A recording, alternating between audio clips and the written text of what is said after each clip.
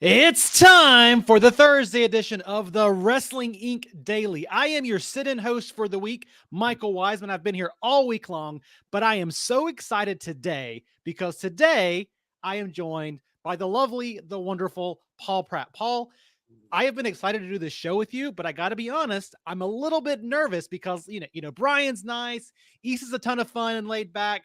You are an awesome person, but I feel like you're going to bust my chops just a little bit. Wait a minute. So everybody else is nice, but I'm not nice? I didn't say you weren't nice. Oh my God, I am going to bust your chops because you automatically implied I'm not nice. Listeners, I'm very nice. I didn't say you weren't nice, but listen, nobody else that I've done a show with this week could give me a power bomb. You absolutely could. And you've done it. And I might by the end of this, Michael Weissman, if you don't get your act together. Is it getting hot in here? Is it just me? Ooh. Oh my God. Even Issa, who is from New York, the home of like blunt and like direct, is apparently more nice than I am. And Issa is nice, but come on now. I'm very nice. I am. Paul, you're nice so nice. You are a wonderful human being, and I just want to have a little fun with you. You talk about Issa being a tough cookie. You know what Issa did to me, Paul? And you're not going to do this to me, which makes you super nice. Issa, I'm going to put her on the spot for the audio listeners. She had her power go out in the first 3 minutes of the show on Tuesday. She was a sport. She got right back in there and she was so ready. I mean, 3 minutes later, she had her phone out. She did her 5G connected to her computer to not miss a beat, but she tried to abandon me in the first 5 minutes of our first show together. Can you believe that? Yes. If you treated her the way you've treated me already in the first 5 minutes of ours, I'd have abandoned you if I were her too. Good for you, Issa. Well, this is a little steamy today on Cinco de Mayo. I'm excited to be here. We got the chat room is open. Lots of love. Good afternoon, Michael and Paul. Thank you, Rick. Israel Capote. Paul is the coolest, and yes, thank Paul, you, Israel. We're gonna have so much fun today. We got a loaded, packed run sheet today, and if you haven't gotten to it yet, we do have the mailbag question currently open. Go join it on @Wink Daily on Twitter. The mailbag question is, would you like to see current AEW World Champion Hangman Adam Page turn heel? So we're going to get to AEW Dynamite results here in a little bit. Going to get to a lawsuit against AEW, a class action lawsuit, lots of things. But I want to give one quick shout out. I want to give one shout out to the one and only Henry Cavill, Superman, not wrestling related, but it is his birthday. And I'm a huge, huge Superman nerd. Paul, are you a Superman fan? I'm a Wonder Woman fan. Come on now. Okay. All right. I can dig my that. Whole arm of Wonder Woman's. That is wonderful. That's amazing. And a Wonder Pig on my forearm, which you cannot really see. It's a Miss Piggy from, forget it. You can't see it. Listeners who are listening in audio are going to not see it anyway. I have a Wonder Woman as Wonder Pig on my forearm. Can you paint a visual picture for the audio listeners? Can you give us every detail of the forearm crevices? Everybody thinks that it's a Sailor Moon, but it's actually the character that Miss Piggy played when Linda Carter guest starred on the Muppets in the 1970s. That is incredible. Fester Fink saying here in the chat room, that's dope, Paul. And I agree. Paul, you loving the Wonder Woman. You threw a Sailor Moon reference, not your tattoo, but you at least know who Sailor Moon is. I get the feeling you're a little nerdy, geeky like me a little bit. I will say that, differently nerdy and geeky than you, Michael, I think. But I think that definitely I have that side of me for sure. I think we're pro wrestling fans. Could we be nerdier or geekier than that? Like, really? It is. I've said it for so long, Paul. The overlap is people thought for so long it's sports, right? And there is that sport pro wrestling overlap. Mm-hmm. I always think it's the nerds overlapping with pro wrestling because pro wrestling is a fandom type event. You are a hardcore fan. You gravitate towards characters, and I love it. So yeah, there's going to be a lot of fun. The overlap with superheroes is probably even greater than the overlap with sports. So okay, all right, we got a lot to get to today, but I want to dive in here a little bit with this Wonder Woman. Are you a Captain Marvel fan? Not specifically. I'm a Wonder Woman fan. Okay. Did you like Wonder Woman 1980? Was 80? Or no, that movie was terrible. I was devastated by that movie. I watched it.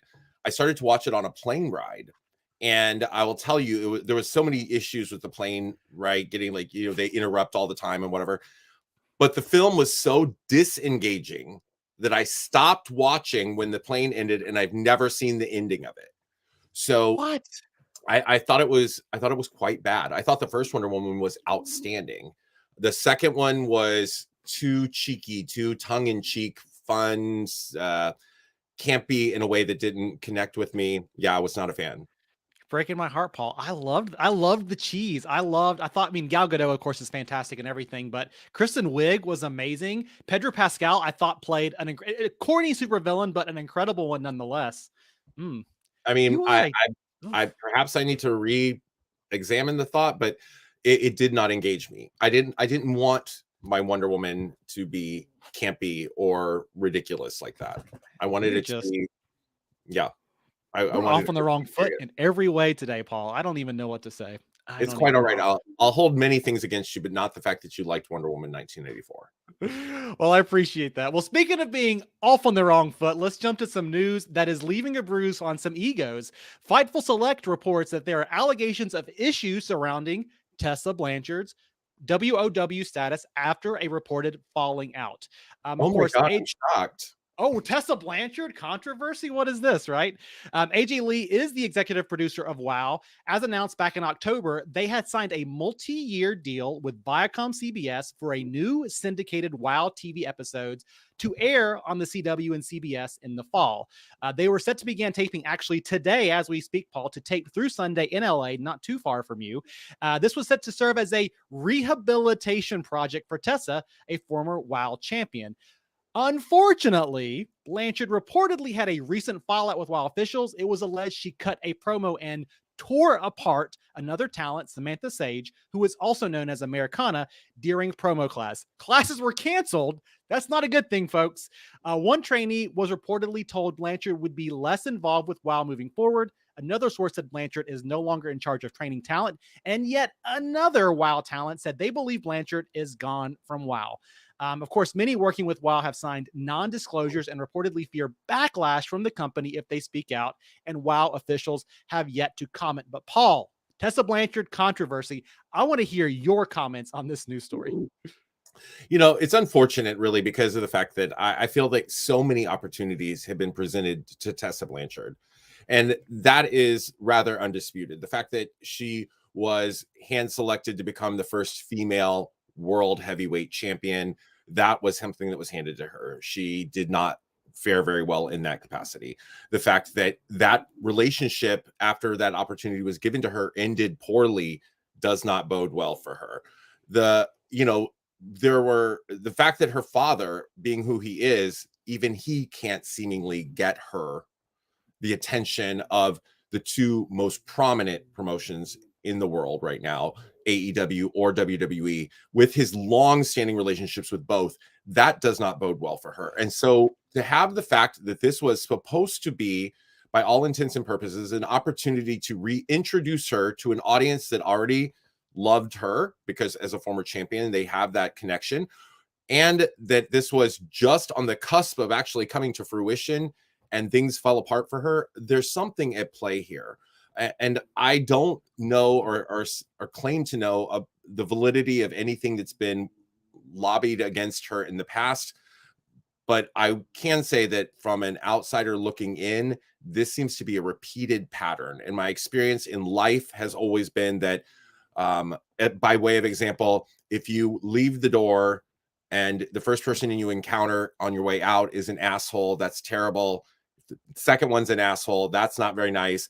But after about 3 or 4 people in a row are assholes, in quotes, maybe you are the asshole because everyone is responding to the same stimuli. Well said. Maybe you are the asshole. Yeah, it does seem like, Tessa Blanchard, she obviously has a ton of potential talent wise. She had the rocket strap strapped to her back, as you alluded to, in Impact, and was really given the whole world in front of her. And yet, every since then, and even before then, right? But it seemed like maybe, a lot of wrestling talent, not a lot, but some wrestling talent go through this phase of a little bit of immaturity. It's an ego driven sport. You've got to be big and boisterous and pompous. And they kind of have to be, humbled the right way to say, okay, can you channel that energy and tailor it to the right place at the right time? Some talent go through that. That's fine. They have a mistake. They have a stumble. They learn from those mistakes and stumbles.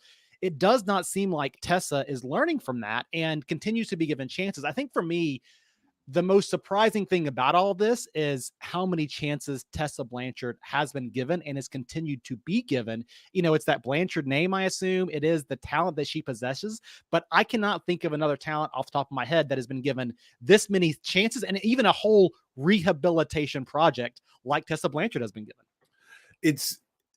This is something that was really disheartening to me in its genesis, because if I were to, I'm wearing one of my bazillion different wrestling t-shirts. And if I were to go back to the very first wrestling t-shirt I bought in modern times, it was a Tessa Blanchard shirt. I was a fan of Tessa Blanchard when she came into Impact Wrestling. I went to Impact tapings wearing my shirt, supporting her as the Knockouts champion. And I really enjoyed what we were seeing there. And I will say that as they built her towards that position as a world champion to take on Sami Callihan in that big feud, I was really optimistic. I think that whether it was the timing of some allegations against her, or for whatever reason, her opportunity to be a world champion was unbelievably lackluster. Then we went into the pandemic, which did not help, and her refusal in many ways, to the best of what we all know, to return and actually drop the title as a champion should, it just doesn't paint a very good picture. And I do understand, some of the things that she said in her own defense, which were things like, well, my contract with Impact had expired, so then they have to pay me extra or whatever to come back and do business. And perhaps those are things that are beyond my scope of understanding, because I have an understanding of business that if we have an agreement, something that I've been paid to do, and something like a global pandemic steps in, perhaps that would, changes the equation a little bit, right? Would be like to return and do what I had already been paid to do. That's just the way I handle business. And I can't speak to her level of professionalism in that capacity, but I will say that if indeed she was deriding her students while teaching a class and doing it really publicly in a way that got this much attention, that's something that doesn't speak to professionalism to me either. 100% agree. To her credit, Tessa did speak out. I don't know to her credit, but she did post a Instagram story recently in the aftermath of these allegations. It is a quote from Pastor Matthew Hagee, and the quote reads, "When standing up for your beliefs becomes a matter of great inconvenience, will you stand ... And so I don't know. The thing for me in all this is it is the Fightful reporting this, did not read any of the reports that Tessa's beliefs were being challenged. But I think for me, the bigger picture here, and I see this coming in the chat room. Of course, Tessa's belief was being challenged. Tessa Blanchard thinks the world revolves around her, and that belief has been challenged. Oh, woo, that's fire. Fester Fink says, I believe this is a good thing, especially before WoW gets underway. And I think that's where my brain is jumping to, right? I know women's wrestling is a huge passion of yours. AEW maybe has had some struggles and some challenges out the gate. Of course, WWE's women division has been huge over the years, maybe not quite as big talent-wise or focus-wise as it once was a couple of years ago. But this felt like a really breakthrough chance, a syndicated women's TV show on CW, on CBS, maybe some great partnerships coming out of this. And she was the cornerstone of this project. So to me, I don't know how you feel, but I feel as sad for a while that this has happened, because I feel like it's maybe going to set them a couple of steps back as they get up and running, especially if this had happened in the last week. This is obviously something, it's a dual-edged sword here. Number one, this is the perfect time to get rid of the problem, because you have not gone live yet. So get rid of it. If there is a problem that exists, eliminate it now and then move forward. But at the same time, we are looking at the weekend that they are supposed to have been taping things. And that she was written as a central point of this. So the entirety of the project has to be reworked at the last minute. And this is going to be something, from what I understood, it was a full series of TV tapings to put together like a season of a television product. This is not like a weekly episodic in terms of live broadcasts like a SmackDown or Raw. And we already know firsthand, when things get changed last minute on a weekly episodic like that, how hard it is to come back from it, or how much that can impact the product. So having a key component of a scripted show of this nature, which was to be filmed in its entirety in one weekend, not unlike what Lucha Underground used to do, it is a major fly in the ointment. And I can promise you that anybody who has to deal with that on the backside is not going to be a very big fan of Tessa Blanchard causing that reworking at the last minute. That's absolutely true. Well, yeah, you do this for cost cutting measures. Or you not, you know, you write in one weekend, film in one weekend, or whatever. Not write in one weekend, but you film in one weekend to save that money. And you've already planned your show ahead of time. That's the one luxury you have whenever you have all this planned together. And if she is a major cornerstone, that's a lot of work to go through. But you know, we'll see what happens. And I trust AJ Lee as executive producer. They will make something of this that should hopefully be really good. I'm still looking forward to this. Speaking of fans. For it. Very yes, it should be cool. Speaking of fans looking forward to something, though, maybe it doesn't surprise you, but one of the most trafficked news stories on Wrestling Inc. in the last 24 hours is the next one, which is that a recently released WWE star teases starting an OnlyFans account. Former WWE NXT star Persia Pirotta, real name Stephanie DeLander, who we've been talking about all week as part of those rounds of releases, teased today starting an OnlyFans account. She was among the 10 talents released last week due to budget cuts, and she will be a free agent in less than 30 days. She will, of course, she did have that comment on Tuesday night's NXT about a segment with her former on-screen boyfriend. But she will be joining AEW star Tony Storm on OnlyFans, who had thousands of subscribers within hours of launch, and who's clarified, Tony Storm did, that she is not doing porn. She's, quote, taking sexy photos and posting them at a price. And I am definitely not here to look down on shame. OnlyFans is a business. Sex workers are workers. And I'm not saying these are sex workers, right? But this idea of I'm going to be able to go out there and promote myself and sell myself and speak directly to my fans and give them, you know, tantalizing photos, sexy photos, artistic photos that they might want. That's got to speak to some of these talents who are maybe looking at, they just lost their salary, and I can go out there, as Tony Storm has done and proven, go out there and make money really quick on this. What do you think on this? Well, first and foremost, good for these individuals for capitalizing on providing content to people that want to see it. Now, this is not, these women by no stretch of the imagination are taking the Sunny and Missy Hyatt route. This Sure. is not, you know, nothing of that nature. These are largely collections of photos that quite often they tease on their Twitter accounts or whatever. It's like, I went to the beach and this is my bikini, or, you know, here I am. These are sexy lingerie photos and stuff, quite honestly, that WWE programming would have shown on air like 20 years ago. So Divas and Hedonism, right? That was like every other month was the Divas and skimpy bikinis, right? So, or bra and panties matches and all of this stuff. So the fact that people are trying to villainize this kind of content, which these women actually are controlling, versus what WWE used to basically require them to do. I mean, come on now, Michael. We're scarcely 25 years away, you know, in the rear view of when, to become a WWE women's champion, you pretty much had to agree to pose in Playboy. I mean, right. That was borderline what was required of you to hold those titles. So the fact that some fans now are going to look down on these women taking financial control of their lives, give me a break. Persia Pirotta just purchased a home. The woman is an immigrant from Australia who, because she was working for a company that said that she was in the plans that made her move here, that was employing her, she seemed or felt stable enough in her financial life and in her personal professional life. She purchased a home in a foreign country less than a week before she was released. So for the fans and listeners who are tuning in who do not know what that means, this woman is here on a work visa. She purchased a home, a huge financial commitment in a country that she does not now have the right to stay in beyond 90 days if she's not got another work visa.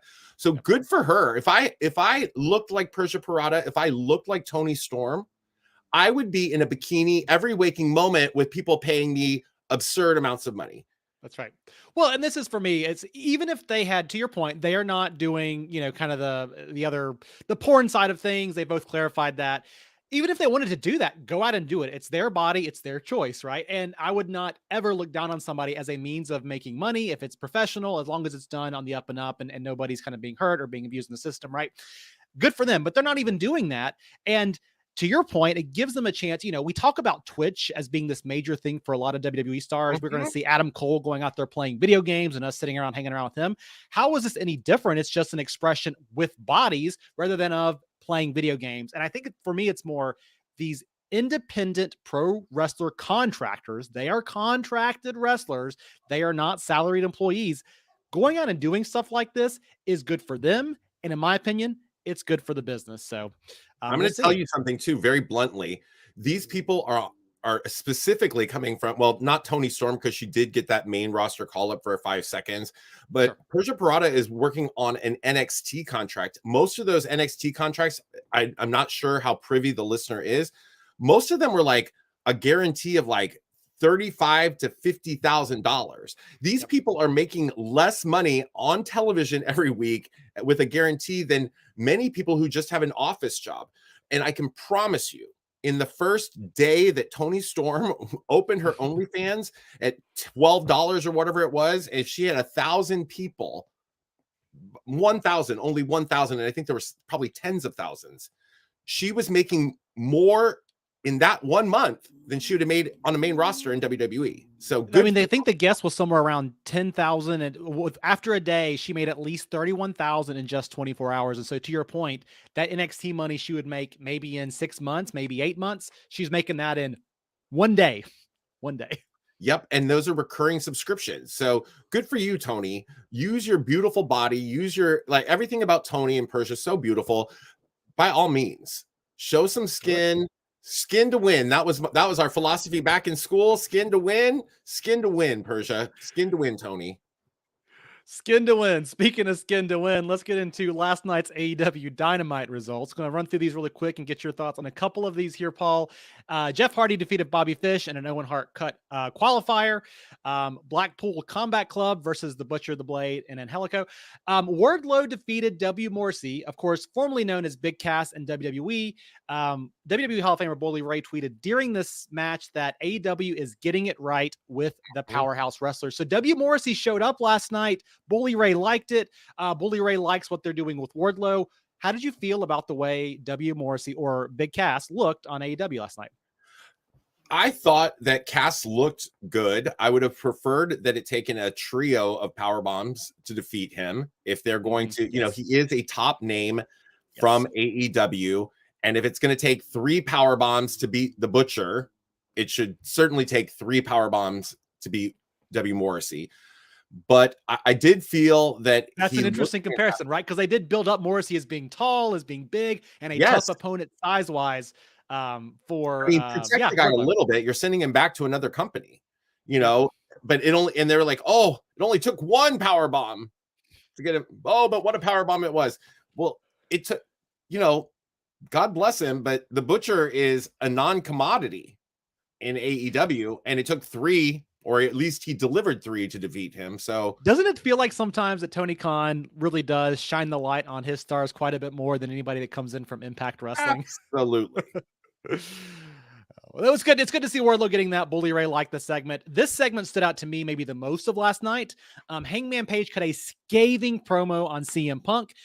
He said it would be easy for him to say how much he respects Punk, but at Double or Nothing, there won't be a handshake. There won't be a Bret Hart tribute match. He is going to destroy CM Punk. He tells a fan in the audience they will be asking for a refund on their Punk shirt after his match, and he calls out Punk for not being there and possibly filming a TV show instead. We know that Punk showed up earlier this week on Mayans. Punk has been getting some entertainment and acting traction over the last few years. And so, yeah, Punk being called out by Hangman in this scathing promo for stuff that he used to call other part-timers out on. But overall, this entire promo to me was not the nice guy babyface Hangman Page we're used to, was it? No, it wasn't. It was definitely leaning into more of a heel feel for Hangman. And honestly, I was not against it, because I think that at some juncture, I think it'd make a very good story to tell that the fans were, you know, for him, that the fans were so high on him until people like Daniel Bryan or Bryan Danielson and CM Punk showed up. You know, where's your AEW loyalty, your homegrown talent loyalty now that you got these big stars showing up? Oh, what am I, you know? I I liked it. I liked it, and it also, to me, it made the match a bit more interesting. Sure. I think that they were kind of hinting at that they wanted maybe Punk to make the heel turn, but I'm not sure that fans were buying that. I don't know. This match is one that honestly I'm not super amped for to begin with, but adding some nuances and layers to the character does make it more interesting to me than just a pure in-ring event. Well, and I don't want to read too much into what's happening in the kind of national news space this week, but with Punk trending the other day for his comments coming out in favor of women's rights and rights to women to do what they want to with their own bodies, that was buzzy, right? Punk out there standing up for women. It almost makes me wonder, do you see that if you're Tony Khan and you see kind of the maybe more muted reaction to Hangman Page's later stages as a champion and think, okay, maybe we do the inverse? Because I think you're right. Early on, Punk was the guy we were going to turn, but I feel like Punk he's a hard one to get fans to dislike at this point. So I think that more importantly, Hangman Page has plateaued at what they have him. So I think that for him at this juncture, a heel turn would reinvigorate or reignite some elements of his character. It would certainly, if nothing else, allow them to take him in a different angle, in a different direction. And I think that for someone like a Hangman Adam Page, who garnered such tremendous support from AEW audiences, as I said, before the influx of former WWE talent or other bigger name stars, that idea of being pushed aside by the fans is kind of compelling. And I think it's giving a sort of a psychological reason for that heel turn versus anything else. And I would love to see that play out. Yeah, then I think, if we're going to stick with Page as the champion, maybe that's the way to do it. Or who knows? It's an interesting thing, and I'm glad to see that they're not just delivering the same thing week over week, and that's a shout out to AEW there. A couple other quick results before we get to some other big news stories. Santana defeated Chris Jericho. Ray Phoenix defeated Dante Martin. Damn, wasn't that a good match? Everybody was raving about that match. That match got, I think, more conversation than most other things on this show. Brian Wall told me yesterday it was going to be a match of the week, match of the month, and he was right. He really sold me on it. So a fantastic match. And then Mercedes Martinez defeated Donna Purrazzo to unify the ROH Women's World Championship. They sure do like bringing in Ring of Honor championships, but they sure don't want to seem to give them a TV show or a YouTube show yet, huh? I mean, I think eventually they will have that. At the moment, I'm not overly frustrated about this because it gives AEW a variety of other championships to play with and potentially put people into storylines for, build towards. I think that this is all good for AEW television overall, as well as Ring of Honor. This, for me, my complaint about this match was it felt like JR and Tony Schiavone were asleep for 2/3 of the match. Thank God for Excalibur, because the audience had already gone noticeably quieter during this match. And so to have two senior members of the announce team not doing much to keep the energy up, I felt it was a disservice to an otherwise very good match between two very talented women, both of whom deserve to shine on a spot on a platform like this at that high level. I mean, I will keep I know JR is considered maybe the greatest of all time, but it does feel like sometimes you can still tell Jim Ross has a little bit of an old school mentality, especially on stuff like this. Some of the comments he's made at other times at AEW tapings, a little innocuous, but then you're like, wait, that felt a little bit on the outer edges of what's acceptable to say in society today. So yeah, I kind of know what you mean. They felt like they were a little bit asleep on that. Well, person who's not, I just assumed that JR may have passed out. It was past his bedtime or something. I don't know. I think that JR is the greatest of all time, just for the record. He is. He is, at this point, feels only partially engaged at most times. I mean, I'm going to be careful what I say because I'm worried about you today, Paul, but I'm more worried about the JR fans out there who are going to come for my neck. They can come for me because, I've watched JR's career from the very earliest points of it when he debuted with Mid-South Wrestling in the very early 1980s. And I've been a fan of his work and his evolution as both an on-air personality and a behind-the-scenes talent relations vice president and things of that nature. So I have a tremendous amount of respect for him. I don't think that to call somebody out for feeling or appearing disengaged in their current work life takes away from what they've done in the past. It's fair. We all, it's like Tom Brady, right? You can already tell he's getting, I mean, Tom Brady's never going to be over being the best of all time, right? But as you get a little bit older and you've done it for longer, maybe your skill set isn't quite what it once was. And that happens to all of us, right? Performance problems happen. No performance problems here. On the Strictly Business with Eric Bischoff podcast, an entertainment executive talked about AEW and the potential there for HBO Max. Universal Studios Group Business Affairs Manager Meek Pandit joined Bischoff to talk about the future of streaming in wrestling. He said he was speaking from a personal perspective, not as a representative of the company. And he said that AEW benefits from having a 1 million person viewership every week and notes it's a positive for potential streaming platform deals. He compared it to WWE in that NBCU executives have been reportedly very pleased with WWE's drive of subscribers to the platform thanks to the content. And Pandit concluded, justifying paying $10 a month just for wrestling content is going to be very difficult for all but the most hardcore consumers.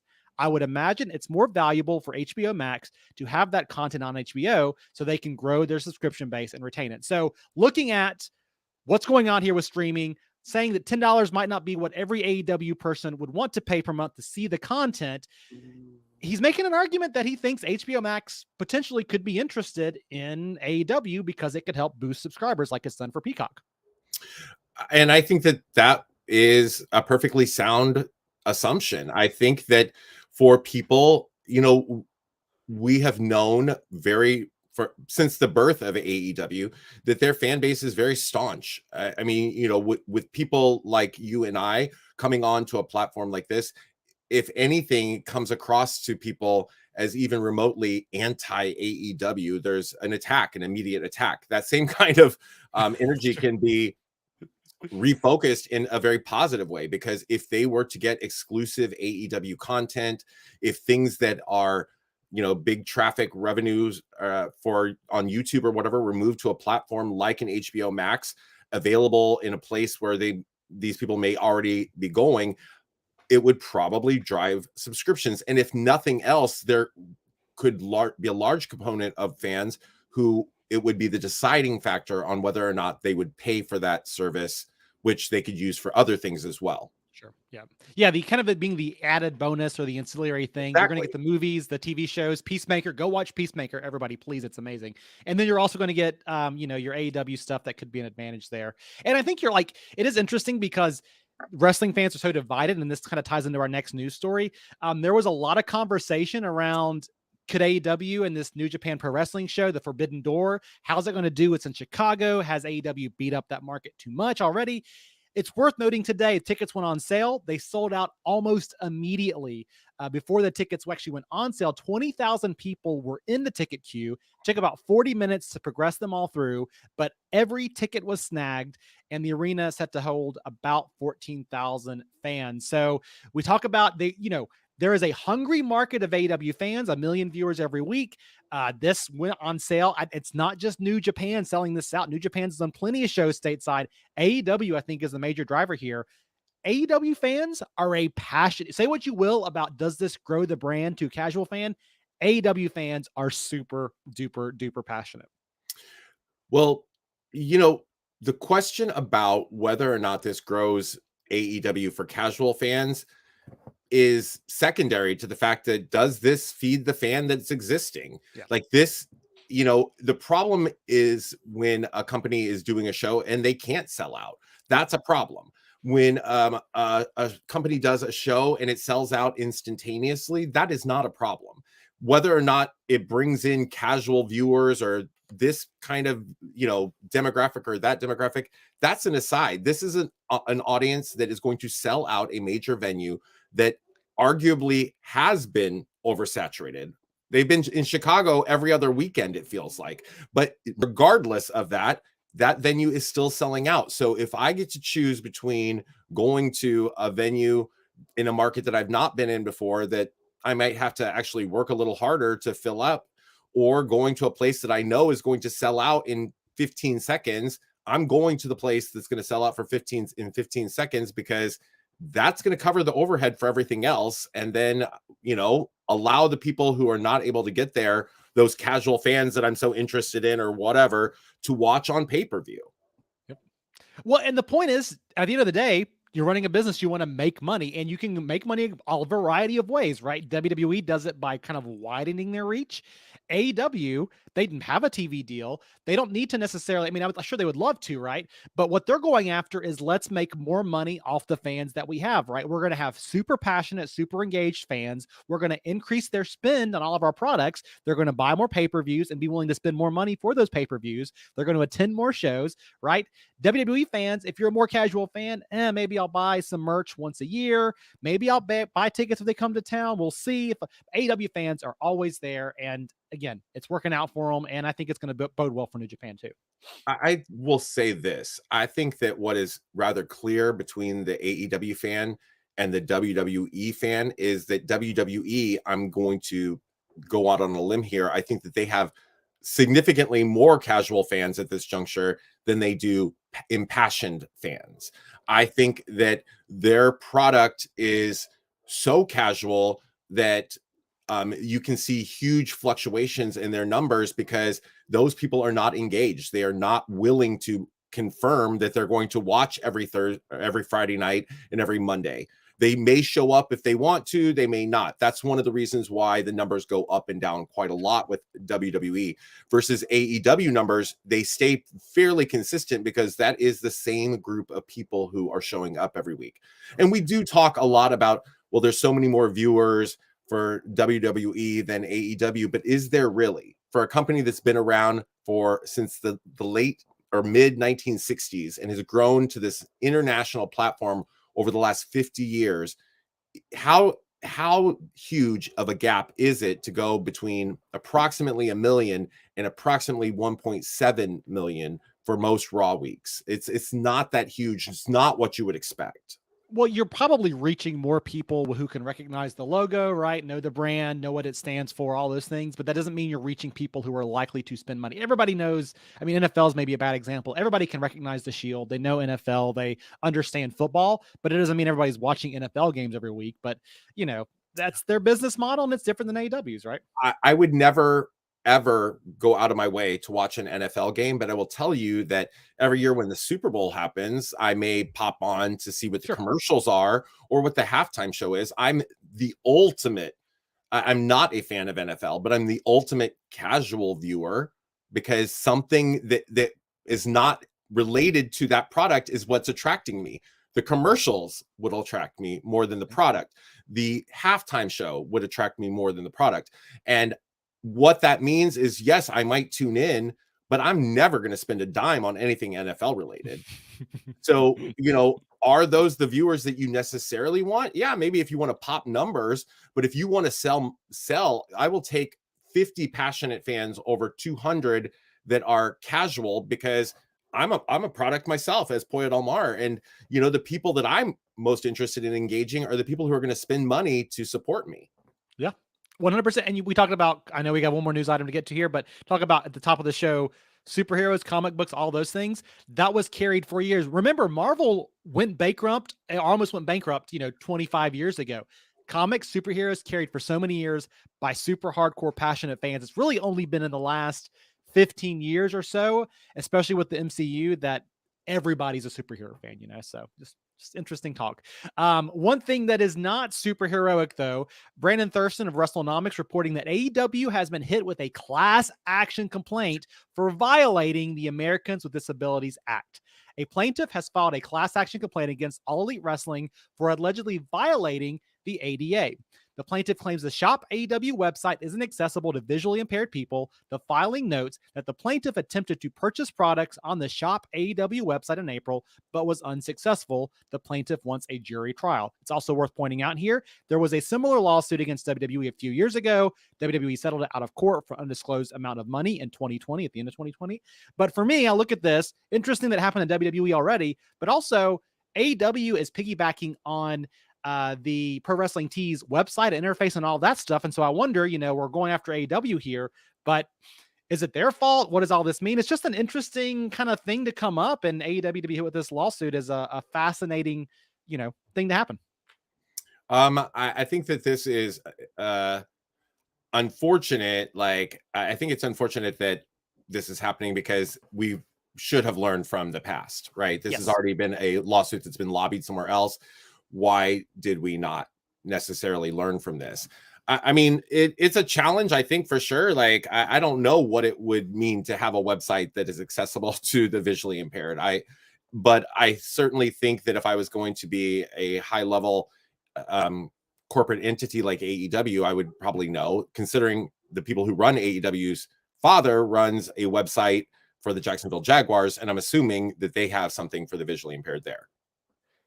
Well, I mean, yes, but also to that point, they're a big company. WWE is a much bigger company. Like, don't you just pay somebody to take care of this so you don't have to worry about it? Isn't that the whole point of being a big corporation? I don't understand. Yeah, but I think that and for WWE, most definitely, somebody probably lost, several people probably lost a job over this. A department was like probably eliminated, like, you're worthless. How did you allow us to have this happen? With AEW, I think that they are still growing, but part of me thinks that one of the hurdles they're experiencing in a lot of levels is that this level of control that Tony Khan insists upon. And with it, I wonder how much supervision he wants to have of everything. Like, does this all have to go through him? And it's a question that some would say, like, oh, that's slanderous to Tony Khan, or overstepping the perception of him, or what have you. But it just harkens me back to when that situation with Max Caster happened on AEW television, where there was pushback for that. His response wasn't to build a network of people that would do that kind of scanning or skimming through products. It wasn't to empower other people to make appropriate decisions and hold those individuals accountable. It was to do what? It was to begin doing that himself. I'm going to do all that myself. When he bought Ring of Honor, he came in and explicitly said that he was going to do all the booking. So everything has to run through Tony Khan. There's a real need for control there, it would seem. So obviously this is not a situation of holding Tony Khan accountable, but this is a situation where I ask, like, is there obstacles to implementing things that would just otherwise be under most corporations just sort of like day-to-day business, because there's only one person that people answer to? This episode of the Wrestling Inc. Daily is brought to you by Raycon. Moms out there, they're one of the few people that actually call you on the phone and they leave you voicemails anymore. They're like, hey, how's your pro wrestling journalism career going? And I'm like, every day is weird. I cover pro wrestling journalism. So, why not this Mother's Day? Why don't you spoil your mom with the gift of quality, premium, wireless audio, courtesy of our good friends over at Raycon. So Raycon are these wireless earbuds that I've got in my ear right now. They are must-have for super moms, all of those masters of multitasking who need to keep their hands free. With Raycons, they can stay entertained listening to their favorite podcast, music. They can take phone calls. I was just doing that in the other room. You got this vivid voice technology, all of it hands-free. Look, wearing them, not touching anything. They're user-friendly for moms that aren't used to like wireless technology. Easy to set up. I just opened up the case, which was super easy to do. And then, boom, on my phone, I went over to the Bluetooth area. It said everyday earbuds. I connected, and I'm listening to the music, and I'm talking on the phone. And this right here is great. They got all these different color options you can pick from. I chose black, like the black color, but you can find mom a color that suits her and her personality and her style. You're going to get these optimized gel tips. They're going to make sure that your earbuds fit perfectly in ear. You get to choose from one of 5 sizes. And trust me when I say this, they're not going to budge. Okay, they're not going to budge. Watch me. No budging. I'm swinging my head around. They're staying perfectly in my ear. So for the mom on the go, Raycons offer 8 hours of playtime, a 32-hour battery life with their compact portable charging case just right here. They're priced just for you. You get the great quality audio. You get half the price of other premium audio brands. And Raycon's everyday earbuds right here, they have over 49,000 5-star reviews. So tell your mom how much you love her. Make sure she hears it in crystal clear audio by going to buyraycon.com/wrestling inc to get 15% off your Mother's Day order. Again, that's buyraycon.com/wrestling inc. And we want to thank Raycon for sponsoring the Wrestling Inc. Daily. Thank you, Nick. Paul, thank you. I was sending you a message. I'm like, what the heck happened? I thought he was gone. Nick is with us in spirit this week. Nick, thank you so much for joining us. And Paul, it's just been a wonderful time doing the top part of the show with you. I've enjoyed this so much. Let's jump in the mailbag. Everybody, thank you all for joining us. The chat room has been lit today, mostly because of you, Paul. People have loved the discussion. We have lots of comments out there just talking about, hey, I think this about the Forbidden Door. Spaceman giving us a shout out, putting my glasses on. Great Wink Daily panel. Thank you, Spaceman. It has been so much fun. Let's jump into the mailbag and just get that pulse on if you all would like to see current AEW World Champion Hangman Page turn heel. 43% of the vote said no. Close 39% said yes. 8.7% said he's already a tweener. And then I made an write-in option that you all picked and only had one person write in. Actually, Israel Lopez says heel or face, AEW needs to end his title run and no CM Punk is not the answer. So I feel like I like solutions. I don't like negativity. What do you think, Paul? We got a time to end the Hangman Page run. Should he be heel? We talked a little bit about it earlier, but give us your final thoughts on this topic. So my thoughts on this, I do think that he would be better served right now as a heel. I think that it's a win-win for them, honestly, because I do think that there's a sufficient number of fans who love and appreciate him exactly as he is. I think that for me, for my taste, Hangman as a heel right now could be interesting. I don't think that necessarily they should pull that trigger at the upcoming pay-per-view. I think that that's something that could happen if the fans continue to, if they applaud, for example, if he drops that title. I do think what I believe Israel said is true, that I think it's time to end Hangman's run as champion. I equate Hangman Adam Page to being very comparable to a Dusty Rhodes type. The money for him is in the chase, not in the holding of the belt. Dusty never held that belt for the NWA World Heavyweight title for very long. It was always about the chase. It was always a feel-good moment, and then it would be put right back on Ric Flair, generally speaking. Harley Race occasionally, but it was a scenario where I think as Hangman he's been established. They got to do with him what they wanted to do largely, and now it's time to move the company forward. He's not the person to run with the ball. Dylan13 writes in, Hager should be the one to dethrone Hangman. And No. Dylan says that is to make Hager relevant. So. No, that is not the solution. I think that for what they're doing, it would not shock and surprise me one bit if we did not absolutely see CM Punk win that title and then ultimately drop that belt to MJF, which would be a huge star-making moment for MJF. Yeah, kind of conclude the rivalry. Well, you also look at this too. Punk, I'm a huge Punk fan, so I hope he does win it. But we got Punk fighting for the title at AEW Double or Nothing. We have Serena Deeb fighting for the title at AEW Double or Nothing. Can we bring back the Straight Edge Society for just one more night? How cool would that be? So, a real Paul, throwback. thank you. Would you say a throwback? Are you a fan? Real I'm a throwback. huge fan. 12 years. Is it old? We're getting old, right? Is that what's happening? Because that feels like it was not. Very, very dare you, Michael Weissman. I need to get out of here. I'm going to get in so much trouble. I look outstanding, especially if you're listening to this in audio format. Paul, you look fantastic. You look amazing. I'm jealous of your stubble. I am jealous of your chiseled jaw. I got to cover up my baby fat with a beard, as you can tell. This stubble is going to be gone momentarily. As soon as this podcast ends, I'm going to shave and do the transformation. Well, you go have fun tonight hosting your Cinco party, Paul. It has been so much fun. I have enjoyed the mess out of this. You were pretty nice to me. All the rumors were incorrect. Oh my God, I'm pretty nice. I'm pretty damn nice. You're great. You're a wonderful human being, and I have loved this podcast today. Everybody listening, thank you all for joining us. The chat room asking, is Nick still fired? He must not be, because he popped in there for a hot minute. Nick is not fired. He is enjoying a wonderful cruise with his fiance to Spain or someplace. He will be back next week week. I will be here for one more day, the week of Wiseman. We'll go through one more day. I will be here tomorrow, of course, with TK, and we are going to end the week with a slam banger, as Nick would say. So, Paul, I just want to give you one last chance. What do you want to plug, promote, put over before we get out of here today? I picked up the latest issue of Pro Wrestling Illustrated, as you should, because inside, look at that, On Heels by Pollo Del Mar. Can you read it? By Pollo That's Del awesome. Mar. I'm super jealous. That is so I'm cool. a columnist for Pro Wrestling Illustrated. Last month, they featured me in a full-page article, and this month, my debut column, On Heels. Pollo Del Mar, On Heels. Pick it up on your local newsstand. I found this one at my supermarket. Boom. Go to the grocery store.